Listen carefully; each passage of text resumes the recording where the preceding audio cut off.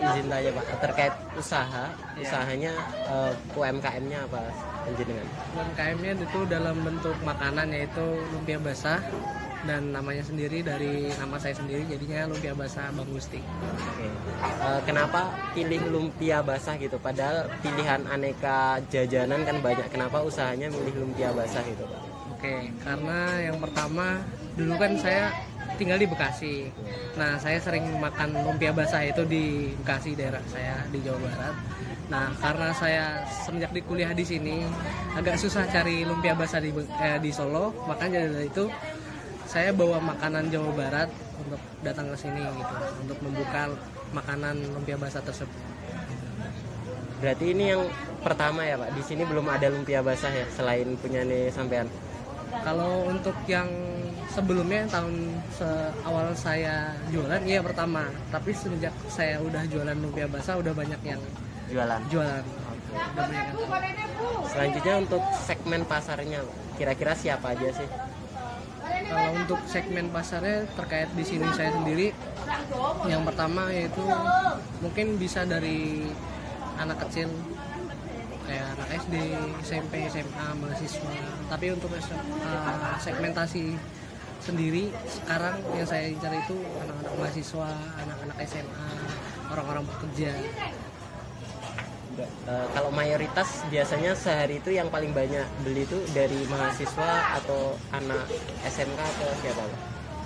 Kalau untuk paling banyak sih mahasiswa, tapi kadang-kadang ya 50-50, kadang mahasiswa, kadang anak-anak SMA.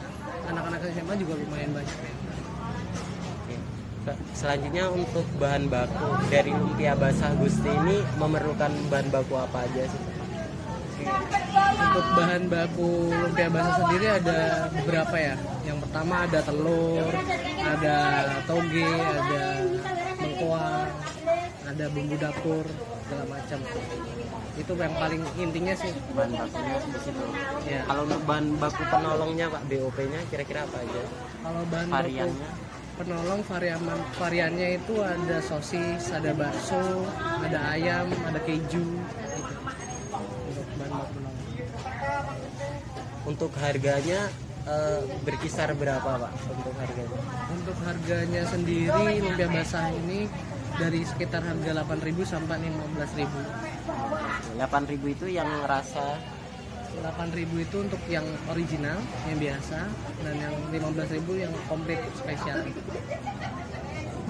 Selanjutnya kira-kira dalam sehari itu bisa memproduksi berapa Pak? Yang laku itu berapa? Untuk sehari itu sekitar 30 sampai 45 porsi. Untuk anggaran bahan baku kira-kira berapa Pak? Hitungannya 1 minggu atau gimana untuk pulaannya gitu? Untuk pulaannya sih nggak tentu, tapi untuk sekitar saya hitung-hitung dalam sebulan itu sekitar 5.500.000 untuk bahan baku sendiri. Untuk bahan baku 5.500.000 dalam sebulan. Terus selanjutnya kira-kira selama ini jualan, yang pertama ini jualannya udah berapa bulan atau tahun lumpia Gusti ini Pak? Untuk lumpia sendiri sudah berjalan 6 bulan, dari bulan Juni sampai bulan November ini. Nah selama 6 bulan itu kira-kira ada masalah atau kendala apa, dan dari jenengan sendiri sebagai ownernya itu mengatasinya gimana gitu?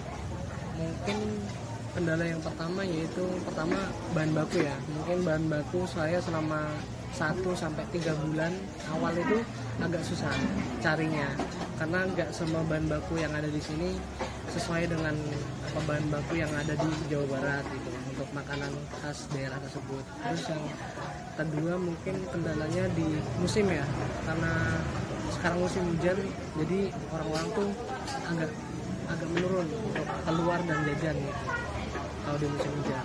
Itu sih kalau menurut saya. Cara mengatasinya biasanya gimana Pak kalau pas musim hujan? Dikurangi atau gimana? Nah, kalau untuk di saat musim hujan, kita yang pertama nggak dikurangi dulu, kita open delivery untuk diantarkan ke teman-teman yang ingin order ya.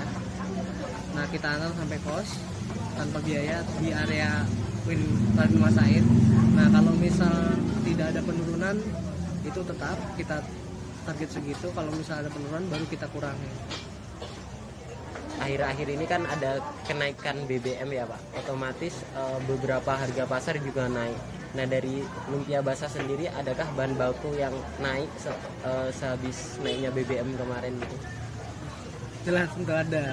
Nah, dari bahan baku yang naik semenjak naiknya BBM itu yang pertama ada kulit lumpia yang tadinya di bawah 9.000, 8.500 sekarang jadi 10.000. Nah, jadi 10.000. Terus untuk bengkoang sendiri yang tadinya 8.000 jadi 10.000 sekarang.